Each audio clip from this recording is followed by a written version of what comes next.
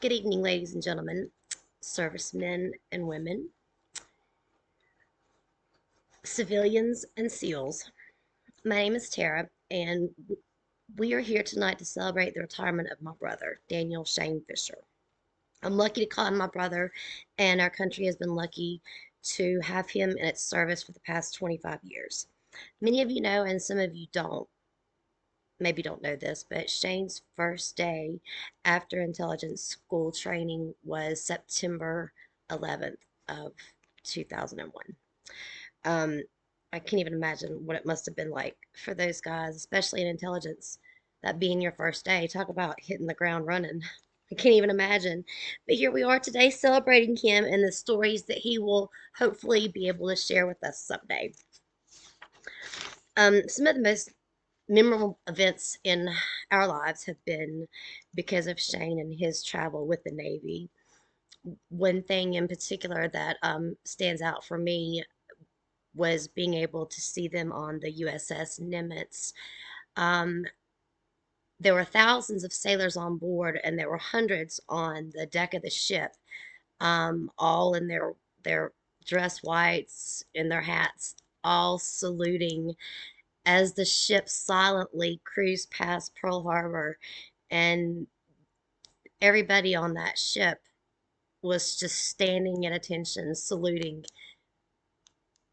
And I've just never felt such a sense of pride and just being so emotional over something, just watching them perform that ritual, remembering those that are still lying there in the USS Arizona and watching that huge ship full of thousands of them. I never have words to describe it. Um, the way I felt in that moment, not just pride for my brother and his service and all the other servicemen on board the USS Nimitz, but the pride and respect they were showing for those who had come before. Like I say, it was one of the most somber experiences of that's ever occurred in my life. Um, Shane was in Afghanistan. He missed a lot when, especially the girls were little, and he was gone a lot. But we always made up for it. Um, One of the examples of something that sticks out too, Shane was in Afghanistan when Jada was born. And I know that was very hard on him, and he didn't get back until she was about 5 weeks old. He surprised us. We didn't know exactly what time he was coming in, but I remember when he got home, he came directly, we were outside, he came directly up on the porch at my mom and dad's. He took Jada from me. I'm sure he hugged me. I don't remember now. He took Jada from me, and the way she looked at him, and he just took her from me, and he just kept walking, and just took her way up in the field, talking to her the whole time, like he was just filling her in of the past 5 weeks that he'd missed of her little life. And she looked up with him. She looked up at him with these eyes that just mirrored his own, um, with this sense of like, wow, there you are. She's been waiting all this time just to see him, and they still have a special bond. Shane's been that way with both of his his other nieces, Ashton first, and then Morgan, and then we had Jada last. But he's always been such a great uncle, more like a second dad, really. If you're here this evening, it means you are special to Shane in some way. I'm quite sure he's touched many, if not all, of your lives in some significant way. He has that effect on people. I keep encouraging him to write the next Forrest Gump-esque novel, um, and saying that he can totally do that. And people who know him agree. He could totally write the next Forrest Gump novel. Um, but on a serious note, Shane makes friends. No, correction, he makes family wherever he goes. And then he draws you in, and then you all become part of our extended family as well. So you, my big brother, are an anchor to people, whether you know it or whether you don't. Um, and you're an anchor to me, much like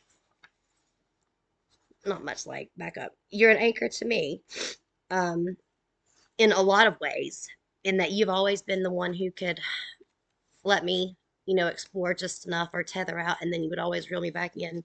You knew right when to do that. And I don't mean about being anchored in one place, because you've anchored. Let's see.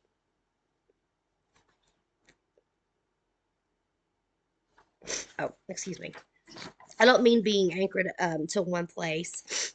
You've anchored me to the Christmas markets in Budapest and the Black Forests in Germany and the beaches in New Zealand where the most beautiful sunrises occurred. You've always been there and kind of been roots for me to always, fall back on, I feel like. And I'll stop clicking my pen. You've been that for a lot of people, I know. Um, I wanted to get. Oh, I'm not gonna have this problem tomorrow. I'm gonna have note cards. Excuse me. Okay. The last thing, back up. I wish I could back up and I would back up the last minute. But the last thing I want to say, your service to our family and our community and our country is invaluable. And I respect you as a brother and as a soldier and as an officer and as a human being.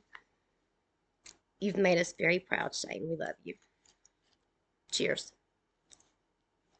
But I don't know if we really have cups or not. I may salute. I don't know if that's proper, but anyway. Cheers.